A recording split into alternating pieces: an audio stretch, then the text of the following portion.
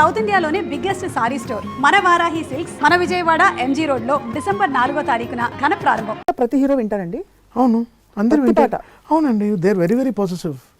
వాళ్ళ పాటలు వాళ్ళకి very very important. So what's the best compliment you got recent times లో ఫ్రమ్ ఆల్ దీస్ పెద్ద పెద్ద హీరోలు అందరూ ఏమన్నారు? పోయి బాగుందండి అంటే వేరు, బట్ ఏదో ఒకటి పట్టుకుంటే మనకి భలే హ్యాపీ అనిపిస్తుంది. బాలకృష్ణ గారు అఖండ టైటిల్ సాంగ్కి ఆయన చాలా గ్రేట్గా ఫీల్ అయ్యారు. నా సైజు పట్టుకోవడం చాలా కష్టం, అంటే ఆ క్రీమ్ ఏదో ఉంటుంది ఆయనకంటూ సైజు ఉంటుంది బాలకృష్ణ గారు. ఆయన బికాస్ లేకపోతే సినిమా ఇటు కావండి. ఎంత ఆ సినిమాకి ఇప్పుడు శివుడు వేషం వేసి ఆయన పట్టుకుంటే తీసుకోవాలి కదా. ఆయన ఏం చెప్పాను, సరే మీరు రాముడుగా బాగానే ఉన్నారు, కృష్ణుడిగా బాగానే ఉంటారు, లైఫ్లో మీరు కృష్ణుడిలా ఉంటారు, ఎంజాయ్ చేస్తారు, జోకులు వేస్తారు, అన్నీ చేస్తారు. మీకు శివుడు అంటే అసలు అన్ని దేవుళ్ళు వేసిన క్యారెక్టర్ ఎన్టీఆర్ గారి తర్వాత మీకేసారు అని చెప్పాను. ఆయన భలే హ్యాపీ ఫీల్ అయ్యారు. సో బికాస్ అఖండ లాంటి సినిమాని అంత హీరో, అంత స్టేజ్ ఉండే హీరో గారే తీసుకెళ్ళగలరు. అవును, అది అసలు నేను శివుడినే చూశాను నేను లేకపోతే నాకు ఎలా మ్యూజిక్ వస్తుంది. So because okay we have a gratitude. అంటే ఒక చిన్నప్పుడు నేను ఫస్ట్ సినిమా నాకు బాలకృష్ణ గారి సినిమానే భైరవ దీపం. అది నా first film. As a money ఇంటికి తీసుకెళ్ళిన మనీ ఫస్ట్ అదే. సో నాకు ఎక్కడో కనెక్ట్ అయ్యాను బేసిక్గా. మాధవపేట సురేష్ గారు కదా. అవును, బేసిక్గా కనెక్ట్ అయ్యాను ఆ సినిమాతో. బట్ అక్కడ లైక్ ఫర్ మీ లైక్ నేను 3 months అసలు ఎగ్ వైట్ ఆమ్లెట్ కూడా తినలేదు.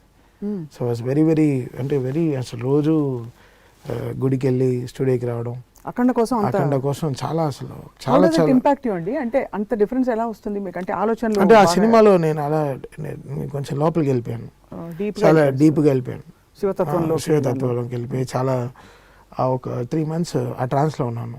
అక్టోబర్ నవంబర్ ఆ last 2 months cinema release month వరకు లాస్ట్గా శ్రీశైలం ఉండే అన్ని శివుడు గుడులు కానీ తిరిగాను నేను. Just want to get that science properly. లేకపోతే ఆ సినిమాని అందుకుపోయి ఉన్నాను. అంటే యూజ్ చేసిన మంత్రాలు కూడా చాలా స్ట్రాంగ్, చాలా common people can't use this మంత్రాలు. ఆ స్తోత్రాలను ఎలా రీసెర్చ్ చేస్తారు? మీరే చేసుకున్నాను నేను, శ్రీ సౌమ్య, శ్రీకృష్ణ ముగ్గురం. సౌమ్య కూడా చాలా కష్టపడింది ఆ సినిమాకి. అంటే స్తోత్రాలు కరెక్ట్గా పట్టుకోవడం, దాని తర్వాత అది డైరెక్టర్ గారికి చూపించేది కథలో కరెక్ట్గా ఉందా. అంటే ఆ పాపని పెద్ద బాలకృష్ణ గారిని దానం ఇచ్చినప్పుడు కూడా అది ప్రాపర్ దాన మంత్రమే, అది కూడా కరెక్ట్గా దాన్ని తీసుకొచ్చి ఏకమిత్వ అని కరెక్ట్గా అని వర్డ్ తెచ్చి అది కరెక్ట్గా వాళ్ళిద్దరు స్ప్లిట్కి మళ్ళీ ఆయన ఇంటర్వెల్లో మెయిన్ బాలకృష్ణ గారు వచ్చినప్పుడు చేసిన మంత్రాలు కానీ ఆ హర అనే మంత్రం చెప్పడం చాలా కష్టం. హర అనడం ఒక సింగర్గా ఒక ట్యూన్లో అనడం చాలా కష్టం. మేమందరం వేరే ట్రాన్స్లో ఉన్నాం. అంటే మీరు కొన్ని కాలభైరవ స్తోత్రాలన్నీ చూస్తే కొన్ని వింటే నిద్ర రావు అది అసలు, బట్ ఎనర్జీగా ఉంటాం, ఫ్రెష్గా ఉంటాం, అయితే నిద్ర రాదు. అలా మేము కొంచెం ఒక 1-2 months అయితే అసలు we had sleepless nights, but we're all good.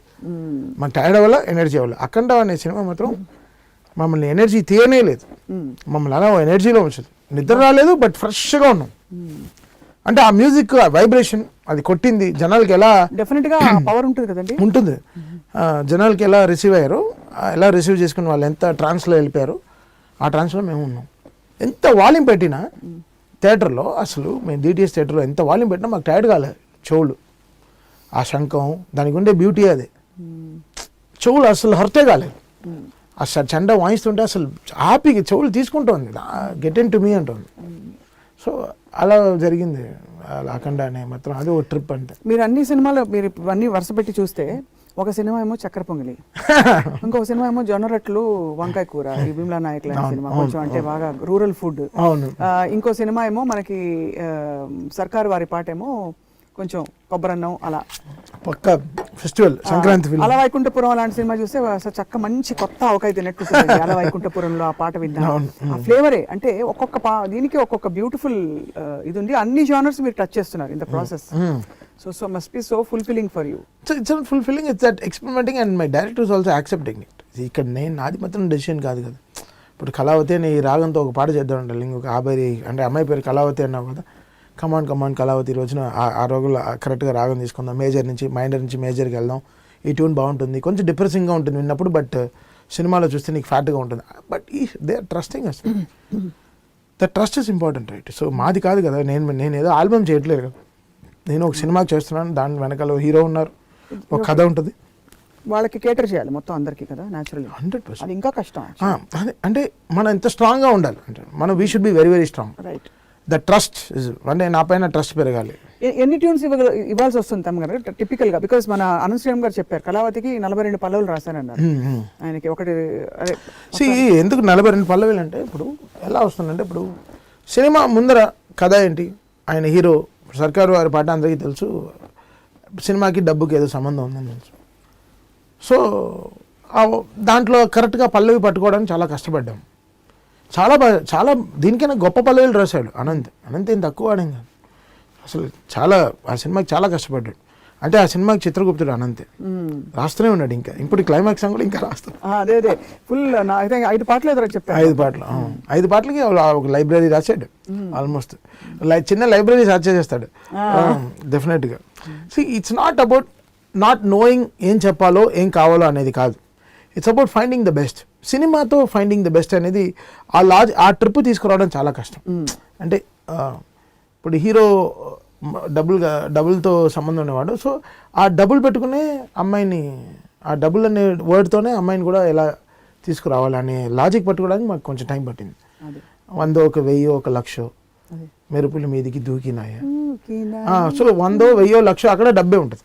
So దాన్ని కరెక్ట్గా తీసుకొచ్చి ఎలా ఒక మనీ నుంచి కూడా బయటికి రాకుండా ఒక లవ్ సాంగ్ ఎలా పాడతాడు హీరో అనేది ఆ ట్రిప్ తీసుకురావడానికి టైం పట్టింది అంతే తప్ప వేరే లాజిక్ లేదు. బట్ సీతారామ శాస్త్రి గారు తొందరగా వెళ్ళిపోవడం అనేది ఇట్స్ వెరీ బిగ్ లాస్. అంటే నాకు ఏం చెప్పాలి ఇంక పెద్ద పెద్ద మాటలు నాకు వచ్చేస్తాయి. But I'm feeling really bad because నాకు తెలుసు అది అందరు లిరిక్ రైటర్స్ కూడా తెలుసు. బికాస్ వాళ్ళు ఏంటంటే ఓ టీచర్ లేరు. ఓ టీచర్ ఉంటే ఎంత లాజికల్గా స్టూడెంట్స్ ఎంత బాగా రాస్తారో, టీచర్ లేరు. అది ఆ పరిస్థితి అయిపోయింది ఇండస్ట్రీకి. పెద్ద టీచర్ లేరు ఇప్పుడు. అంటే ఆయన గైడ్ చేస్తూ ఉంటాడు. ఆయన ఎవరిని కలవడు, మిగతా లిటరేటర్ కలవడు. బట్ ఆయన వచ్చే పాటల్లో వీళ్ళందరూ నేర్చుకుంటారు. ఓ ఇది స్థాయా, ఈ పాటకి ఇది స్థాయా, ఓకే అని అనిపిస్తుంది. మన శ్యామ్ సింగ్ రాయ్లో రాసిన పాట కూడా అసలు మైండ్ బ్లోయింగ్ సాంగ్. అసలు ఆ లిరిక్స్, ఆ డీపర్ లాంగ్వేజ్, అసలు మిక్కీ జే మేయర్ ట్యూన్ ఎంత సన్నగా ఉంటుందో. అంటే సన్నగా అంటే ఆయన ఇయర్ బడ్స్ లాగా ఉంటుంది ఆయన మ్యూజిక్. నాకు చాలా ఇష్టం మిక్కీ మ్యూజిక్. చాలా సాఫ్ట్గా ఉంటుంది అసలు, అంత ఒక మల్లెపూల్లా ఉంటుంది. సో దానికి ఆయన కరెక్ట్గా దానికి అంత 100 కిలోలు బరువు ఇచ్చి ఆ వెయిట్కి పాటను కూర్చోబెట్టాడు ఆయన. అది ఇప్పుడు అదే సామజవరగమన కూడా అదే పాట. ఆ సామజవరగమన అనేది ఎంత స్ట్రాంగెస్ట్ వర్డ్, ఎంత మౌత్ఫుల్ వర్డ్. అది ఒక ఆవకాయ ముందు నోట్లో పెట్టుకుని మాట్లాడుతున్నట్టు ఉంటుంది సామజవరగమన. అలా ఉంటుంది అన్నమాట. సో అది అప్లై చేయడం అనేది అది చాలా పెద్ద చాలా దానికి చాలా ధైర్యంగా ఉంది.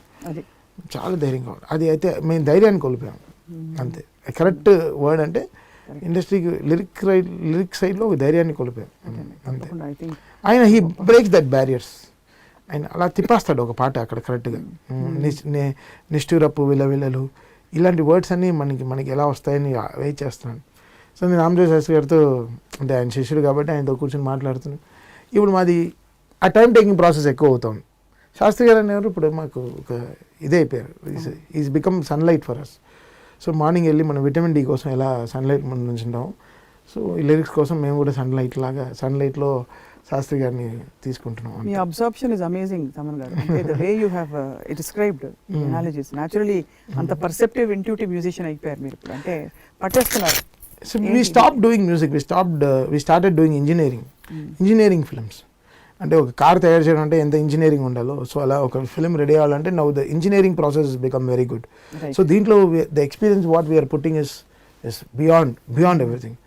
చిన్నప్పటి నుంచి ఏమి నేర్చుకున్నాం అసలు ఒక్కటి కూడా ఫెయిల్ కాలేదు. అంటే ఏం ఫెయిల్ కాలేదు.